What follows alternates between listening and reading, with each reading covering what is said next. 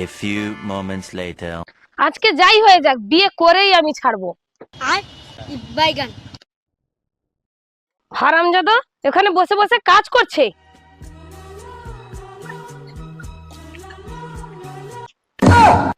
আরে এখন তুমি চলে এসছো, বাড়িতে বাবা আছে জানো না? পরে তোমার সঙ্গে পরে আমি দেখা করে নেবো, এখন চলে যাও। আমি এত কথা শুনতে চাই না, আমাকে এক্ষুনি বিয়ে করতে হবে, এক্ষুনি চলো আমাকে বিয়ে করবে। বিয়ে? আমি কোনো তোমার সঙ্গে বিয়ে করতে পারবো না। দাদাকে বলবো তুমি এসছো। হারামজাদা 5 বছর ধরে প্রেম করছিস, তখন মনে ছিল না? বিয়ে করবি না এখন বলছিস? তুই করবি না, তোর বাবা বিয়ে করবে। আমি তো তোমাকে বিয়ে করতে রাজি আছি, চলো বিয়ে করব, চলো আমরা।